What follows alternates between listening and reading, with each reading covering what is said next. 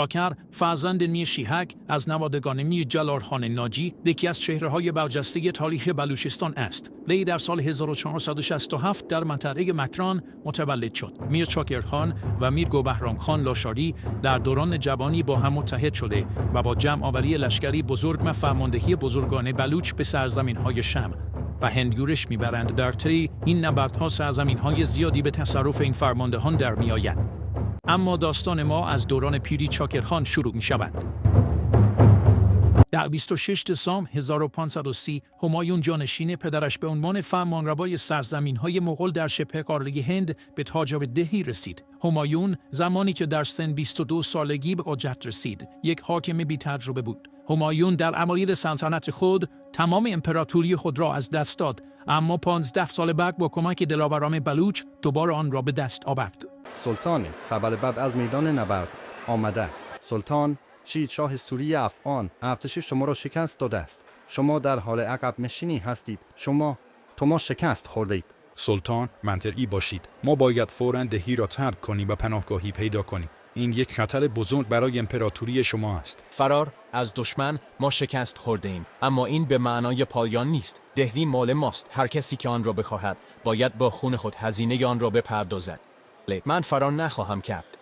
ما باید راه حلی پیدا کنیم، حتی اگر هزینه آن زندگی ما باشد. هر کس که آماده است در کنار من بماند. هنگامی که سلطان همایون گوکانی مغول به دست شیرشاه سوری از افغانان شکست خورد، او آواره و در به در گشت و هر بار به جهت کمک به یکی از دربارها می‌آمد، اما کسی را کارای کمک رسانی نبود.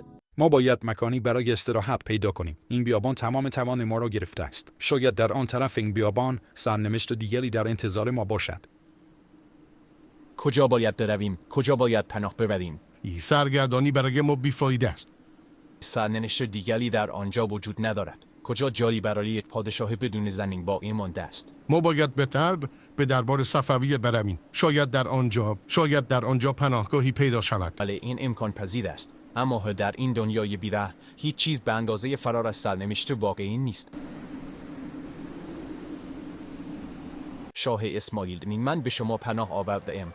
پادشاهی من نابود شده است و دشمنانم به دنبال نابودی من هستند. من به کمک شما احتیاج دارم. این پادشاه شکست خورده است. کمک به اون ضعف ما را نشان می‌دهد. ما باید از این درگیری ها دور بمانیم. من همه چیز را از دست دادم. فقط شما می توانید به من کمک کنید. شما در شرایطی هستید که چاره‌ای جز پناه آوردن به من نداشتید. این تصمیم من است که به شما کمک کنم یا نه، اما سرنوشت شما در دست خودتان است. شما خسته و آسیب دیدید. من قول نمی‌دهم که به شما کمک خواهیم نمود، اما در این لحظه به شما میگویند که باید استراحت کنید. ما به درخواست شما پاسخ خواهیم داد. شاه اسماعیل با من صحبت کرده است، اما آیا او واقعا به ما کمک خواهد کرد؟ او هیچ قولی نداده است. فقط گفت که من باید استراحت کنم، اما در همین حال دشمنان من به دنبال من هستند. شاه اسماعیل همیشه مرد احتیاط بوده است. او احتمالاً اوضاع را میسنجد. ما نباید خیلی سریع ناامید شویم. اما او به ما قولی نداد. ما نمیتوانیم در این شرایط بحرانی وقت خود را از دست بدهیم. اگر شاه اسماعیل از ما حمایت نکند، کسی نخواهد بود که به ما کمک کند. این پایان ما خواهد بود. ما هنوز وقت داریم. شاه اسماعیل نه دشمن ما و نه دوست ما است. او فقط به زمان نیاز دارد تا در نظر بگیرد که آیا این کار به نفع پادشاهی او میباشد. ما باید راهی برای نجات خودمان قبل از رسیدن نیروهای شیرشاه پیدا کنیم. اگر شاه اسماعیل ما را رد کند، چیزی برای ما باقی نمیماند.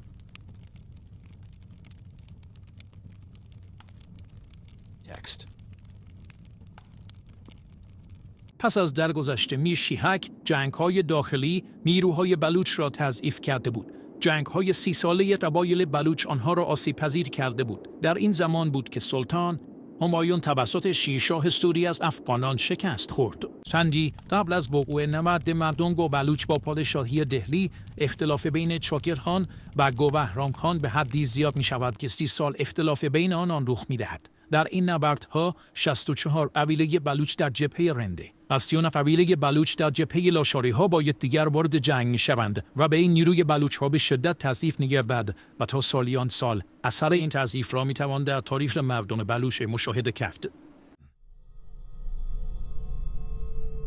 چرا غمگین هستید، سردار؟ شما در زندگی خود چیزی کم ندارید. من به پدرم فکر میکنم اگر او اینجا بود چه میگفت؟ من ممکن است چیزهای زیادی داشته باشم، اما اختلاف و جدایی بین قبایل بلوچ امر را بسیار ناراحت میکند. پس از چند روز انتظار اکنون باید سخنان شاه اسماعیل صفوی را بشنوید. تصمیم پادشاه در این لحظه نیست که به شما کمک کند. چرا به من کمک نمی کنید؟ شاه اسماعیل تصمیم خود را گرفته. شما در اصفهان میهمان هستید و میتوانید تا زمانی که بخواهید بمانید. اما بدانید که هیچ کمکی از دربار به شما نخواهد رسید.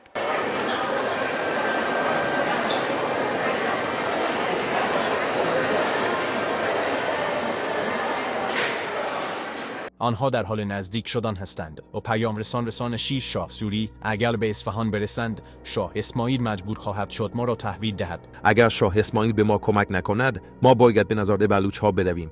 همسر من یکی از آنهاست. بلوچ ها رزمندگانی شجاع و وفادار هستند. اگر با آنها در رابطه با یک تهدید واقعی هشدار دهیم آنها سریع عمل خواهند کرد. اما آیا ما وفد داریم؟ آیا بلوچ ها واقعا به ما کمک خواهند کرد؟ پس ما باید سریع عمل کنیم. این تنها فرصت ماست. همایون گورکانی در دربار صفوی مدتی را مهمان بود، اما چون به شرق ایران راه یافت یکی از همسرانش یا همسر یکی از وزیرانش یک زن بلوچ بود. بلوچی نیک می‌دانید و از اوضاع سیاسی به نظامی این مملکت آگاه بود. پیشنهاد داد که به جانب لطیف خان سنجرانی حاکم نوشکی و اچفاگی بروند تا با در میان گذاشتن این موضوع به جانب میرچاکر که حاکم مناطق کلات تا ناحیه مولتان بود راه یابند. پادشاه موافقت کرده است. اکنون سرنوشت ما در دست شماست. فکر می‌کنید ما باید به سراغ چه کسی برویم؟ میرچاکر او یکی از بزرگان محکوم بلوچ است و در بین آنها نفوذ زیادی دارد. اگر حمایت او را به دست آوریم می‌توانیم بر این خطر غلبه کنیم. اما پس چرا به تأخیر می‌اندازید؟ ما باید فوراً به نزد او برویم. عجله نکنید. میرچاکر مردی سختگیر است و او ممکن است با ما موافق نباشد. ما باید مراقب باشیم. بهتر است ابتدا به نظر لطیف خان سنجرانی برویم. پس ما به این روش ادامه خواهیم داد. ما باید قبل از تصمیم گیری به دنبال موافقت لطیف خان باشیم. آماده شوید. زمان به سرعت در حال گذر است. لطیف خان سنجرانی همیشه در موقعیت‌های حساس عاقلانه عمل کرده است. امیدوارم که او این بار هم به ما کمک کند. اما به یاد داشته باشید او هرگز بدون تعقل تصمیم نمی‌گیرد. وای بر شما و چگونه یک پادشاه بزرگ مانند شما میتواند چنین شکستی را متحمل شود. این سرنوشت تلخ باور نکردنی است. اما خوش آمدید. من از شما به عنوان میهمانی ارزشمند در خانه خود استقبال میکنم. این افتخار ما است که شما را در اینجا داشته باشیم. از شما برای پناه دادن به ما متشکریم. این روزها دشوار است و من به کمک و پشتیبانی شما نیاز دارم. شما به من پناه آورده اید و من این را به شما قول میدهم تا زمانی که من زنده هستم. هیچ کسی نمیتواند به هیچ زن بلوچی آسیب برساند.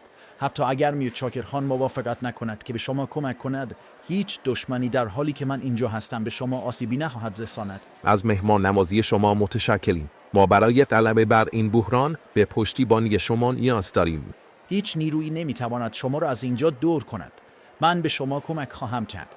اما برای بسیج کردن مردم بلوچ باید ثابت کنید که شما نیز در کنار مردم بلوچ ایستاده اید و به مردم نشان دهید که از منافع آنها دفاع می‌کنید. شما بهترین امید ما در این روزهای تاریک هستید. متشکرم. میرچاکر خان، در این لحظه‌های مهم ما به هیچ کسی به اندازه شما نیازی نداریم. یک دولت جدید در هند در حال قدرت گرفتن است و برای مردم بلوچ خطر بزرگی ایجاد می‌کند. اگر ما هوشیار نباشیم دشمن جدیدی پدیدار می شود. این مرد پادشاه شکست خورده به دنبال پناهندگی در بین ما است. من به او پناه دادم، اما ما برای انتقام به کمک شما نیاز داریم. فقط وحدت می تواند از ما در برابر این تهدید محافظت نماید. لطیف خان، شما یک مرد با شرافت هستید و من به شما احترام می‌گذارم. اما این وضعیت نیاز به بررسی دقیق دارد. من باید قبل از تصمیم گیری با مشاوران خود مشورت کنم. من در این زمان دشوار از شما کمک می‌خوام، اما در صورت نیاز ما صبر خواهیم کرد. فقط پشتیبانی شما می‌تواند ما را نجات دهد. زمان کافی لازم برای تصمیم گیری صحیح نیاز است. اما این را بدانید، من در کنار مردم بلوچ منافع و افتخار آنان خواهم ایستاد. ما نمیتوانیم بی‌پروا عمل کنیم. کمک به یک پادشاه شکست خورده فقط برای ما دشمن تراشی خواهد کرد. اما اگر دولت جدید هند بخواهد مرزهای خود را گسترش دهد ما با تهدید بیشتری روبرو خواهیم شد. پس از فتح دهلی، شیر شاه متوجه سرزمین‌های بلوچستان می‌شود. او که به خوبی از اختلاف مردم این ناحیه باخبر بود، آماده تصرف این مناطق می‌گردد. ابتدا یکی از سرداران ارتش شیر شاه به نام ژنرال هیبت خان نیازی مأمور فتح مولتان می‌شود که در آن زمان تحت فرمان چاکر خان بود و میران پسر میر چاکر در آنجا حکومت می‌کرد. به دلیل اینکه وقوع این نبرد پیش‌بینی نمی‌شد، میران در این جنگ شکست خورده کشته می‌شود و هیبت خان موفق می‌شود این شهر را به تصرف درآورد. این نبرد در واقع آزمایش تاریخ از مردان بلوچ بود، آزمایشی که آنها تنها با کنار گذاشتن اختلافات می‌توانستند در آن پیروز شوند و این مهمترین نگرانی و دغدغه فکری بزرگان بلوچ در آن زمان به شمار می‌رفت.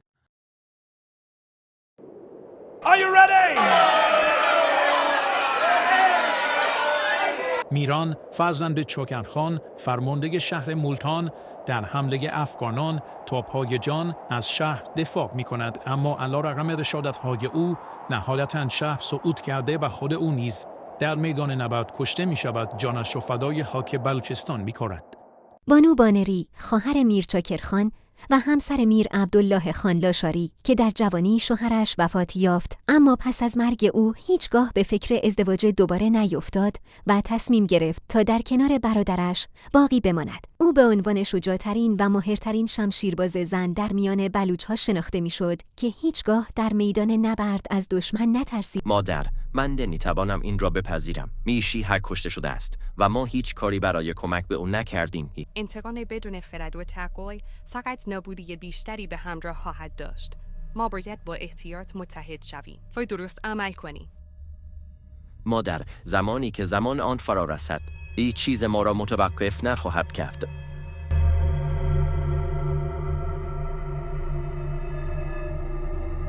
من به شما کمک خواهم کرد، اما به یک شرط. پس از پیروزی سرزمین‌های دهلی، پنجاب، مولتان متعلق به مردم بلوچ خواهند بود. من شرایط شما را میپذیرم. علیرغم مخالفت اولیه میر چاکرخان، نهایتاً شرایط طوری لرم می‌خورد که این دلاور مرگ با درخواست همایون شاه موافقت می‌نماید، چرا که در آن زمان اینطور به نظر می‌آمد که حکومت تازه تأسیس دهلی بست تصرف بلوچستان را داشته است.